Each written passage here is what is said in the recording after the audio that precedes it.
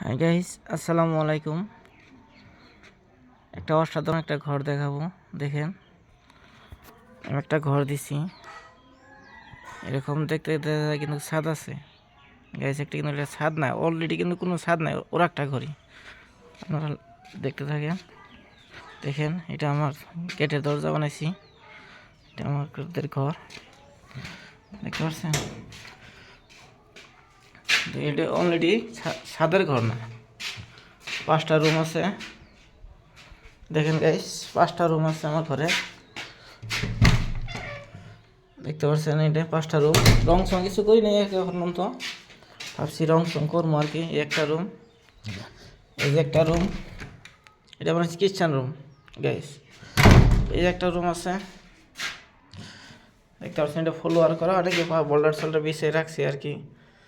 আপনারা ভাবতে পারেন যে সবখানি ছাদ ঢালছি, না, এটা ছাদ ঢালিনি, সব কমপ্লিট। এই একটা রুম আছে, দেখেন গাইস, দেখেন 5টা রুম বানাইছি, অলরেডি 5টা রুম বানাইছি ঘরটার ভিতরে, দেখতে পারেন গাইস।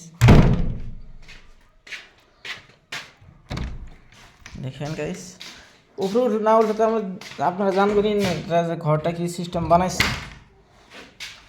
দেখেন গাইস, আমি উপরে উঠে দেখো, সিঁড়িটি বানাইনি এখন আর কি, ভাবতেছি সিঁড়িটা বানাবো আর কি। দেখেন, আমি উপরে উঠবো, এই সিঁড়িতে উপরে উঠবো আর কি ভাবছি। দেখেন, দেখতে যাই কিন্তু দেখা যায় কমপ্লিট ছাদ ঢালাই ঘর। অ্যাকচুয়ালি আমি ছাদ ঢালি নেই ব্যাখ্যানি। দেখেন গাইস, আমি উপরে উঠতেছি, উপরে উঠে গেলাম আর কি। দেখেন, লাউ গাছ করা হয়েছে,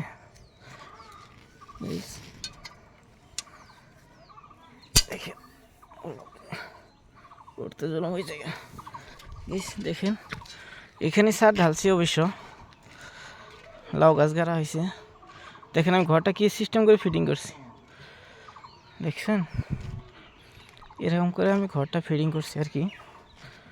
দেখেন, আপনারা ভাববেন যে অলরেডি কমপ্লিট ছাদ ঢালাই ঘর আর কি, না, কখনো ছাদ ঢালি নেই। মানুষের বাইরের লোকে ভাববো যে ছাদ ঢালাই ঘর।